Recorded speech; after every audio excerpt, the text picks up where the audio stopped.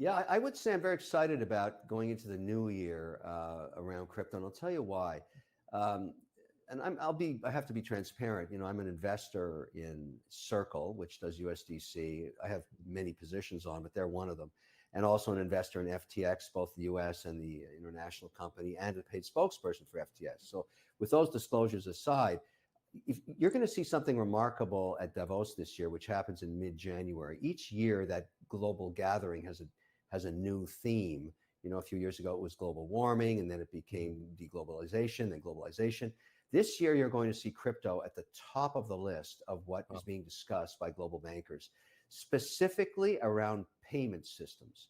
Where we talk about a ACH transfer between banks or SWIFT transfer internationally, these were private sector innovations decades ago that were heavily regulated by global governments.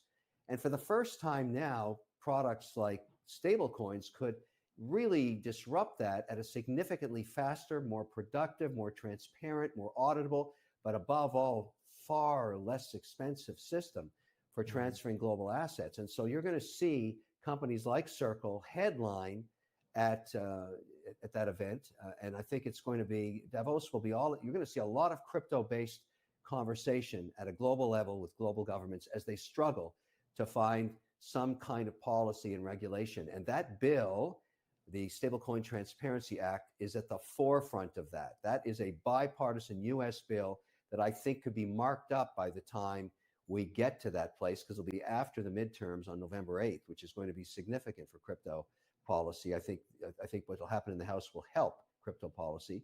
But I think all of this is going to be really fascinating, and why everybody should stay on their toes. Lots of change coming.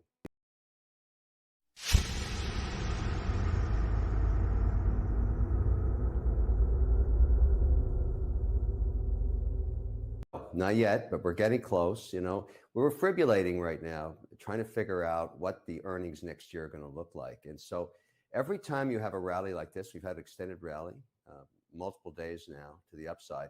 It's because the belief in the market is that the Fed is finally going to slow after this next 75 basis points and kind of wait and see what happened. And we got a little signal from that up in the Canadian market, where they decided not to increase the sort of broadcast amount. They went 50 basis points instead of 75, showing an idea of moderation, if you want to call it that.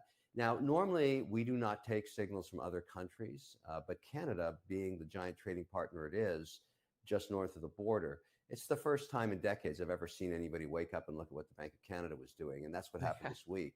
And it actually forwarded this theory, this philosophy that maybe the Fed is going to pause. Not yet.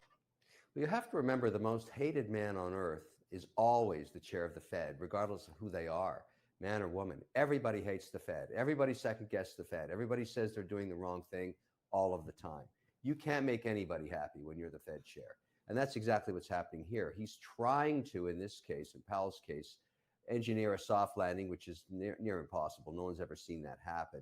However, data coming out this morning proves that we are not yet in a recession. Everybody kind of knows that just by the feeling of the consumer being so strong. And so for the first time in a long time, people are thinking, wow, maybe he can pull this off, and we would know sometime of Q2 next year that he could actually bring in a soft landing, slow down inflation. After all he needs, and the Fed in aggregate needs, the board itself needs, is some indication that the rate of increase of inflation is slowing. That's the key right now. And so we don't have that quite yet. There's a narrative in the market, and I want people to understand this and how CPI data is gathered. So much, 40% of CPI data is housing, shelter. And shelter is a very slow index. And so it takes up to 18 months to actually have an effect on it. But people in different markets are starting to see rent rates slow or flatten, or housing prices flatten. So really what we're probably doing in the CPI number right now is over-reporting inflation. And that narrative has been coming in with Professor Siegel, who's been talking about this ad nauseum for the last 6 weeks. But he has a point. You can't deny the fact that 40% of CPI is shelter. And maybe we're over-calculating it. Now, people do this all the time, and I'm guilty of it right now, trying to say, well, here's why we shouldn't believe this number. It's just more Fed beating and more Fed hating and more, telling the Fed what to do. And the truth is, They don't give a damn. They don't listen. They have their own mandate. They're going to do what they're going to do. And I say that'll be 75 basis points coming to a theater near you in the next few days. Well, I've come to the conclusion, because I have my own index to look at, which is my 50 plus private companies, that 50% of this inflation is actually because of supply chain that still hasn't been fixed. Deglobalization, I'll give you just a case study. I've used it so many times. Let's say I'm making gym equipment in Fargo, North Dakota, where I am. And prior to the pandemic, we used to buy all of our metal, our barbells, our screws, some of the infrastructure for the benches from Asia, from China, from Vietnam, from other countries where it was 30% cheaper. We can't get those supplies anymore, partly because the ship that has it on it is stuck at LA Port. Yes, it's still a problem. LA Port has not been fixed yet. And so we are forced to go buy that steel made here domestically. Now, whether that's a good thing or bad thing, we can debate that till the cows come home.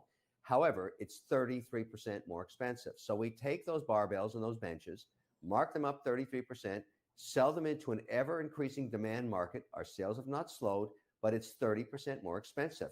That, my friends, is inflation. And it's not going to change until I can buy those barbells again in Asia at 30% less, which is no time soon. So the fact is that inflation is self-inflicted by the fact that we are starting to slow down in cooperation with global suppliers. We're fighting with the Chinese, we're cutting off their chips, they're reciprocating. All of that stuff is occurring. And on top of that, people are concerned about domestic supplies of things like semis and oil and gas, because it's the only thing you can count on. You don't want to be begging hand in cap with foreign dictators like Venezuela, or going to see the Saudis and asking them to increase production when they're just not listening. And so at the end of the day, we have this transition occurring, and that's part of the inflation number. The economy itself, though, proven again by numbers today, is doing very, very well. That's because, again, I'm speculating, $6.7 trillion worth of cash was printed in the last 30 months, still sitting in the checking accounts of the consumer, and he and she are spending it. I don't think it's possible to deglobalize, and I'll tell you why. There's certain product categories, once they become commodities, are better manufactured in low-cost countries. And you know, the idea that you shouldn't manufacture socks in Vietnam because of some protectionism, or the fact that you'd rather pay 5 times more for socks, that makes no sense whatsoever. Yet, if you're building a new chip that actually can fuel AI, artificial intelligence, yeah, I can see I'd rather do that domestically and keep that away from our economic competitors like China, who don't want to play in a level playing field unless they're willing to cooperate. And that's the leverage we have over them. So, you know, different product categories. And I would argue energy, we should remain self-sufficient. That was a mistake the administration made. You know, prior to the election, the country was completely independent in terms of energy production in oil and gas. And obviously, pipelines were shut down, policy changed. And I think that this current administration realizes they went too fast, too soon, and now we have to pedal back. I'm not trying to play politics, but it'll be reflected in the midterms in just a couple of weeks. And I think what we'll have after that would be very welcome by investors. It would be total gridlock in Washington. That is a wonderful thing. The pause that refreshes, no more bills, no more spending. Let's take a break for a while and then do jump ball in the election, you know, 24 months later. And I think that's a really good outcome, why many people like me are optimistic. I think that act is very inflationary. I think the idea of forgiving student debt is very inflationary and incredibly unfair to generations who were burdened with that debt, or in fact couldn't even go to college because they couldn't take on that debt. I have never seen an act more un-American than forgiving student debt. And I hope that that gets stuck in litigation and gets reversed. It's outrageous what's going on there, and that's extremely inflationary. And that has nothing to do with politics. That's just bad policy. You know, doing nothing is always an option. That never happens in government until there's total gridlock, which we're going to get. Assuming the House flips, nobody knows what the Senate's going to do yet.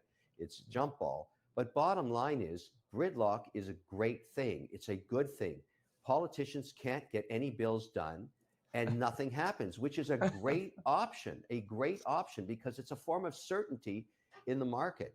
And we've had so much printing of money, so many bills, so much bad policy, regardless of what side of the aisle you're on. And I just detailed my own personal opinion about student debt, which I think is just, the more I think about it, the more my blood boils. It's just so unfair. But at the end of the day, all that stuff gets shut down. And that is what I'm looking forward to and very encouraged by.